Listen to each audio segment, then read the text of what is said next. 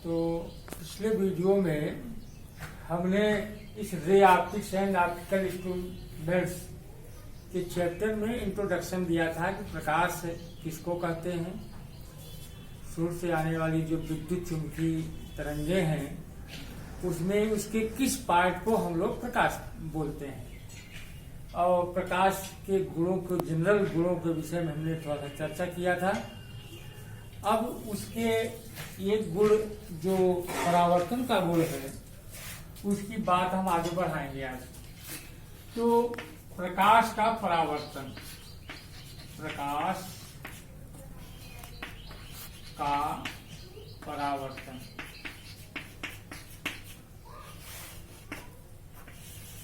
छोटी कक्षाओं में आप प्रकाश के परावर्तन के विषय में पढ़े हुए हैं कि जब कोई प्रकाश किसी चिकने तल पर पड़ता है तो वह परावर्तित हो जाता है।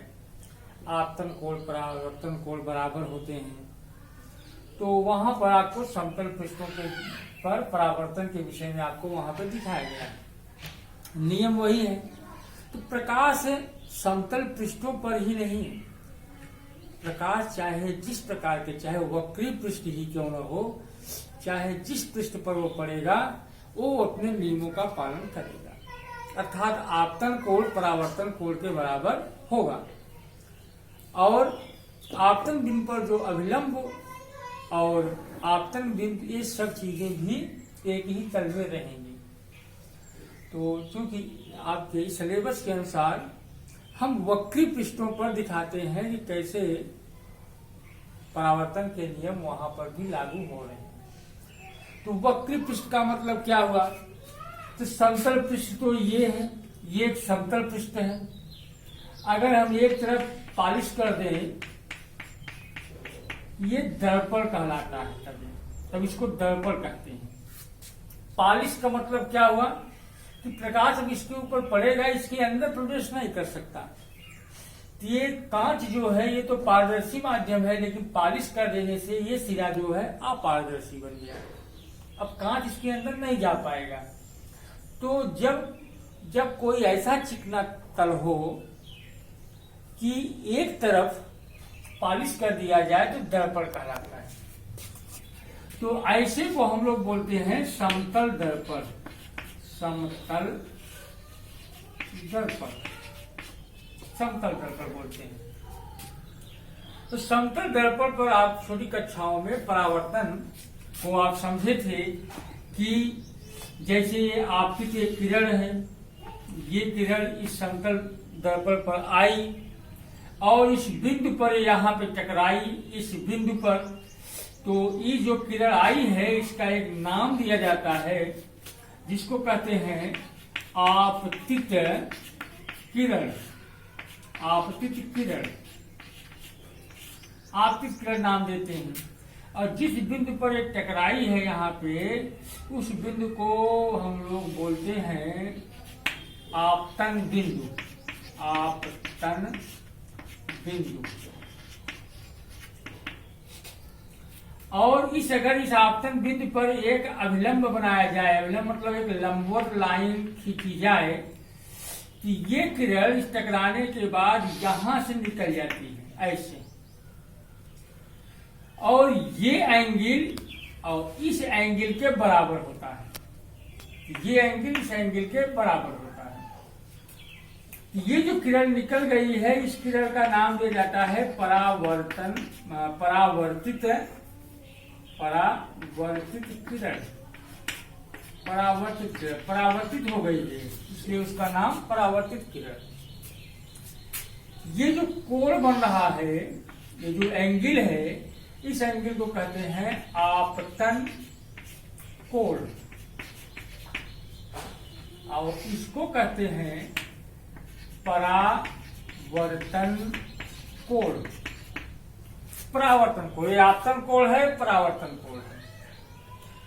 ये इतना चीजें आप छोटी कक्षाओं में पढ़े हुए हैं। इसमें परावर्तन के नियम निकल के आए थे, 2 नियम आए थे। वो नियम क्या थे? वो नियम, पहला नियम था कि आपतन कोण बराबर परावर्तन कोण।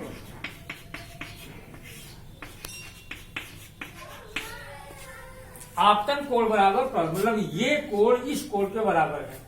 मतलब इस अभिलंब के साथ आपतित किरण जितना कोण बनाती है उतना ही परावर्तित किरण भी बनाती है। दूसरा क्या पढ़े थे? दूसरा पढ़े थे आपतित किरण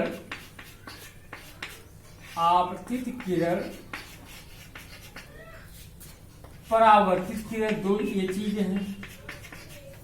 परावर्तित किरण, ये आपतित किरण, परावर्तित किरण, और क्या है इसमें? आपतन बिंदु पर अभिलंब, ये तीन चीजें हैं इसमें। आपतन बिंदु पर अभिलंब, बिंदु पर अभिलंब, तीनों एक ही तल में होते हैं, एक ही तल में होते हैं। इतना आप छोटी कक्षाओं में इतनी जानकारी आप पढ़ें। इसी को कहते हैं परावर्तन के नियम। और मैंने अभी इसके पहले में बोला कि परावर्तन का नियम है केवल इसी तल के लिए सत्य नहीं है, चाहे जैसे तल हो, वक्री तल होगा तब पर भी सत्य है। इसको हम लोग समझते हैं, इसको समतल दर्पण कहते हैं। इसी चीज को हम लोग गोली दर्पण पर देखते हैं, गोली दर्पण पर, गोलीय दर्पण, गोली दर्पण पर देखते हैं क्या जो ये दोनों नियम समतल दर्पण पर सत्य है, कि क्या गोली दर्पण पर भी सत्य है। तो गोली दर्पण को पहले इस पे समझाने के लिए पहले गोली दर्पण होता क्या है इसको पहले देख लो। गोली दर्पण का मतलब वक्री कोई दर्पण। जैसे कोई मान लीजिए कांच का कोई गोला है, खोखला गोला, ये क्या है? कांच का खोखला गोला है, खोखला गोला है। इस गोले को हम कहीं से भी काट दें, तो काट देंगे तो ये निकल के ये वाला पार्ट इस तरह से आ जाएगा, इस तरह से ये पार्ट आ जाएगा, इस पार्ट ये यहां से ऐसे आ जाएगा, इतना पार्ट यहां रख दिए, ये वाला पार्ट यहां रख दिए। अगर इसको हम एक तरफ किसी भी तरफ अगर हम पॉलिश कर दें, अंदर को मैंने यहां पॉलिश कर दिया, इसमें मैं बाहर को पॉलिश कर दे रहा हूं, बाहर को पॉलिश कर दे रहा हूं। तो देखो इसमें जो इसका धंसा हुआ भाग है, जो भीतरी भाग है, जिधर ये घूम रहा है, अगर इसको मैं पूरा करूं इस तरह से पूरा करूं तो समझिए इसी गोले का पार्ट था, ये पूरा गोला है। अब चूंकि ये भाग नहीं है, केवल इतना भाग है, तो अंदर को अगर पॉलिश कर दूं तो उभरा हुआ भाग, ये बाहर का जो उभरा हुआ भाग है, उस पर अगर प्रकाश डालेंगे तो यहां से परावर्तित होगा। तो उभरे की ऐसे सब गोली दर्पण ही बन रहे हैं। ये भी गोली दर्पण है, ये भी गोली दर्पण है। इसमें उभरे हुए भाग पर पॉलिश किए हैं, धंसा हुआ भाग इसमें है। तो इस गोले के द्वारा काट करके जितने भी प्रकार के दर्पण बनेंगे वो सब दर्पण क्या कहलाएंगे? गोली दर्पण। मतलब ये वक्री है और ये समतल है। तो इस गोली दर्पण को इसको कहते हैं उत्तल दर्पण, इसको उत्तल दर्पण कहते हैं। और उसको अवतल दर्पण कहते हैं, इसको अवतल दर्पण, अवतल दर्पण। उत्तल दर्पण उसको कहते हैं जिसका धंसा हुए भाग पर हम पॉलिश कर दें, उभरा हुआ भाग हमारे परावर्तन के लिए प्रयोग में लाया जा सके। और जिसमें उभरे हुए भाग पर पॉलिश कर दें वो अवतल दर्पण कहलाता है। तो ये सब क्या है? गोली दर्पण। तो इन नियमों को जरा सा हम लोग गोली दर्पण पर भी लगाएं, देखें क्या होता है, क्या ये नियमों का ये लागू होते हैं कि नहीं। अब वक्री, ये वक्री पृष्ठ हो गए, गोली दर्पण कैसे हो गए? वक्री पृष्ठ हो गए, समतल पृष्ठ थे। तो वक्री पृष्ठ पर कैसे परावर्तन के नियम लागू होते हैं, इसको आपको समझाना है, आपके सिलेबस में है, यहीं से आपकी पढ़ाई शुरू भी होती है। तो वक्री पृष्ठ को समझने के लिए पहले कुछ चीजें इसके विषय में हम और भी बताते हैं, उसको जरा समझिए। इसको साफ करके जगह बनाए हैं पहले, तो देखिए हम परावर्तन के नियम लगाने के लिए हमें पहले इसमें अभिलंब चाहिए। पर हम प्रश्न आपके दिमाग में पैदा कर दें। जैसे मान लीजिए ये मैं उत्तल दर्पण ले लिया है, ये उत्तल दर्पण है। अगर मैं यहां पर ये किरण में डालूं, ये आपतित किरण में डालूं, तो ये परावर्तित होगी, या कि इधर जाएगी या इधर जाएगी, किसी न किसी तरफ ये घूमेगी, इधर घूमेगी या इधर घूमेगी। इधर घूमेगी, ये घूमेगी उधर। जैसे आप समतल दर्पण वाला याद करें, समतल दर्पण पर जब हम प्रकाश को ऐसे डाले थे, यहाँ पर एक अभिलंब बनाए थे, अभिलंब के उस पार एक किरण गई थी। कहने का मतलब गोली दर्पण पर परावर्तन के नियम को समझने के लिए पहले हम इस पे अभिलंब खींचे। तो अभिलंब कैसे, किसी वक्री पृष्ठ पर अभिलंब हम कैसे खींचते हैं? वक्री पृष्ठ पर अभिलंब हम खींचते हैं जिस बिंदु पर ये यहाँ पर आकर के टकरा रही है, उस बिंदु पर हम एक स्पर्श रेखा खींचेंगे। स्पर्श रेखा खींचेंगे और स्पर्श रेखा पर जो लंब होगी, भाई अभिलंब कहाँ खींचेंगे? अभिलंब तो हम एक सीधी लाइन पर खींचेंगे ना, कोई वक्री पृष्ठ पर तो खींचेंगे। तो कहने का मतलब अभिलंब एक बिंदु पर खींचा जाता है। तो एक बिंदु पर कैसे हम खींच सकते हैं अभिलंब को? हम यहीं पर बिंदु एक लगा दिए, अब इस बिंदु पर आप लंब खींचो, तो कैसे आप लंब खींचेंगे? ये लंब सब लंबे मान सकते हो। तो हमें अभिलंब खींचने के लिए एक लाइन तो चाहिए। अब इस लाइन पर 90 अंश बनाती हुई जो रेखा खींचोगे वही अभिलंब बनेगा। तो वक्री पृष्ठ पर कहाँ अभिलंब खींच सकते हो? वक्री पृष्ठ पर तो हर जगह तो ये घूम रहा है ना। तो सीधी रेखा हमको उस बिंदु पर खींचना है और अभिलंब खींचना है, तो इसके लिए हमें उस बिंदु से जाने वाली एक स्पर्श रेखा चाहिए जो केवल उसी बिंदु को टच करे और उसके बगल वाले बिंदु को टच न करे। जैसे मान लीजिए ये बिंदु है, इस बिंदु पर हमें स्पर्श रेखा खींचनी है, तो एक ऐसी खींचे कि ये इसी बिंदु को केवल टच करे और किसी को न करे। यहाँ खींचना है तो इस बिंदु को ही टच करे और कहीं न टच करे। तो जब तक, कहने का मतलब जब तक हमको एक रेखा नहीं मिलेगी तो हम अभिलंब नहीं खींच सकते। तो अभिलंब वक्री पृष्ठों पर अभिलंब खींचने के लिए हमें जिस बिंदु पर ये जाके यहाँ टकराई है वहां पर स्पर्श रेखा खींचेंगे। और हम ज्योमेट्री में एक प्रमेय पढ़े हैं कि अभिलंब पर लंब, स्पर्श रेखा पर जो लंब होता है वो किसी गोले की त्रिज्या होती है। याद करा दें आपको, वो प्रमेय क्या था? वो प्रमेय ये है, आप इस प्रमेय को छोटी कक्षाओं में पढ़े हैं। अगर ये गोला है, इस गोले पर, इस बिंदु पर हम एक स्पर्श रेखा खींचे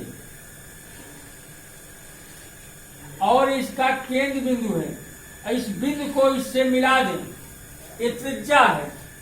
इस बिंदु से इस त्रिज्या को मैंने खींच मिलाया और इसी बिंदु पर ये स्पर्श रेखा भी खींचा और तब इस एंगल को जब नापा गया तो 90 अंश का निकला। इसी कॉन्सेप्ट को हम लोग वहां पर लगाएंगे। इसी गोले का एक पार्ट हम लोग लिए थे, ये पार्ट लिए थे, ये गोले का पार्ट लिए थे। अब इसको अगर हम पूरा करें तो इसका कोई केंद्र तो होगा ही ना। मान लो ये केंद्र है इसका, हमें जो किरण में ले आया वो किरण इस बिंदु पर आके टकराई, इस बिंदु पर आके इस बिंदु पर टकराई, तो अगर इस केंद्र से इस लाइन को हम मिला दें और ये स्पर्श रेखा है, इस बिंदु को, ये इसका केंद्र बिंदु ये, और इस पे इस स्पर्श रेखा खींचे, एक स्पर्श रेखा खींचे, ये स्पर्श रेखा है, और इस बिंदु को हम यहां से मिला दें, तो अगर हम इस लाइन को आगे बढ़ाएंगे तो ये अभिलंब हुआ, ये अभिलंब हुआ, और फिर एक किरण इसका मतलब इधर से जाएगी, इधर से ये जाएगी, ये एंगल बराबर होंगे। कहने का मतलब जो मैं आपको बताने जा रहा हूं अब, अभिलंब हमेशा गोली दर्पण का जो अभिलंब होगा हमेशा उसके केंद्र से उस बिंदु को मिलाने वाली रेखा ही होगी। और उसका कॉन्सेप्ट कहां से आया है? इस ज्योमेट्री से आया है। इस बिंदु का स्पर्श रेखा और स्पर्श रेखा इसमें जब लंब बनाया गया तो उसकी त्रिज्या निकली। तो आइए इस बात को हम लोग नियम के रूप में दे दें, इस बात को। जैसे ये गोली दर्पण है, पहले हम अवतल दर्पण लेते हैं, आपको ज्यादा समझ में आएगा। ये अवतल दर्पण लिए, यहाँ पे इधर मैंने पॉलिश कर दिया, और ये इसका मान लीजिए कि ये बिंदु जो है इसका केंद्र है। इस गोले को हम पूरा करें इस तरह से, इस गोले का यही केंद्र बिंदु बनेगा। अगर किसी किरण को और केंद्र बिंदु बनेगा, और इस गोले का ये पॉइंट जो है, ये इसको ध्रुव कहते हैं, तीस लिख देते हैं, इस केंद्र बिंदु को शीर्ष लिख देते हैं। तो आप इसको छोटी कक्षाओं में पढ़े हैं कि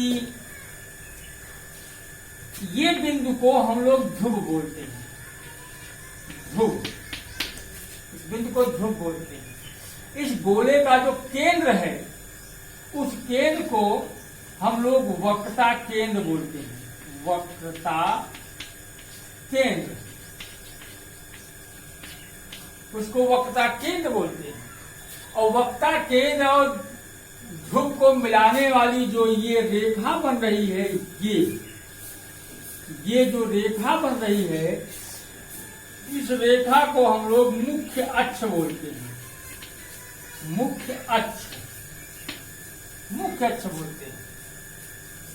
अगर मान लीजिए कि मैं इस मुख्य अक्ष के समांतर ही कोई एक किरण आपतित करता हूं, ये इस बिंदु से जाके टकराया, अब ये किधर जाएगा, इधर जाएगा, किधर जाएगा, किधर जाएगा परावर्तित होकर के। तो हमें पहले इसका अभिलंब खींचना है। अभिलंब क्या होती मैंने अभी समझाया। अगर इस पे स्पर्श रेखा खींचे अभिलंब, और उसके ऊपर अगर लंब बनाए तो लंब उसकी त्रिज्या ही तो बन जाती है। अर्थात ये यहां से इस लाइन को जब हम लोग मिलाएंगे, ये लाइन मिलाएंगे, तो यही लाइन अभिलंब है, यही लाइन आपका नॉर्मल अभिलंब है। और ये जो एंगल है, ये जो एंगल मैं इसको आई नाम दे दिया, थीटा चलिए देते हैं, थीटा नाम दे दिए। यही एंगल है आपतन कोण, आपतन कोण जो समतल दर्पण में दिखाए। और ये किरण किधर जाएगी? अभिलंब के इस तरफ जाएगी। ये किरण इस तरह से ऐसे आएगी, इस तरह से आएगी, और ये एंगल हो, ये भी थीटा ही होगा।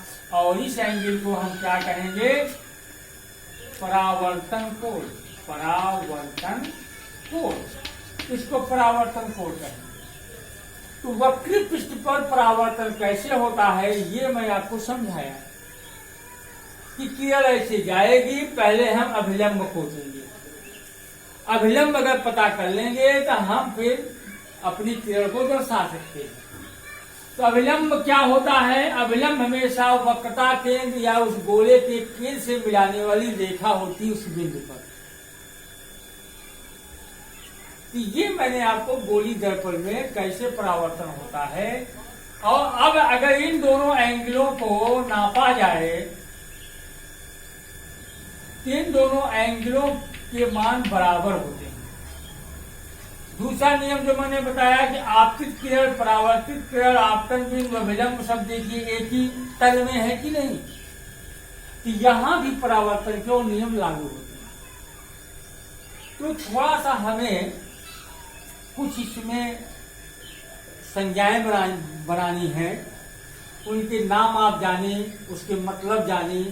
जैसे वो सब संज्ञाएं क्या आएंगी, जैसे वक्रता केंद्र किसको कहते हैं, मुख्य अक्ष किसको कहते हैं, ध्रुव किसको कहते हैं, वक्रता त्रिज्या किसको कहते हैं, फोकस किसको कहते हैं, फोकस दूरी किसको कहते हैं, फोकस दूरी, फोकस तल किसको कहते हैं, फोकस तल किसको कहते हैं, इन सब का एक रिवीजन मांगता है। ये सब चीजें आप छोटी कक्षाओं में पढ़े हुए हैं, लेकिन एक बार इसका रिवीजन करना जरूरी है, जैसे कि वो चीजें आपको याद आ जाए और फिर आगे आप इसको बहुत अच्छी तरह से समझें। तो हम क्योंकि अभी स्टार्ट हो रहा है चैप्टर, इसलिए आप अधिक से अधिक इस वीडियो को सब्सक्राइब करें, लाइक करें, और जैसे हमारे साथ जुड़ जाएं तो हम इसको आगे बढ़ाएं, क्योंकि अब जस्ट अगले लेक्चर में ये चीजें उस जगह पे चली जाएंगी जहां पे आपको बहुत गंभीरता से समझना होगा। तो मैं इसमें सेकंड वीडियो, इस पार्ट का सेकंड वीडियो था, इसलिए मैं धीरे धीरे चला को छोटी चीजें, कल वाले वीडियो में मैं इन सबको परिभाषित करके इसके आगे बढ़ जाऊंगा और आपको उसमें मिल जाएगा कि कुछ चीजें हमको मिल रही हैं। तो हमें 2 वीडियो आपको सिर्फ इसके प्रति कि आप सीरियस हो जाएं, इसलिए मैंने 2 छोटे छोटे वीडियो आपको दिए।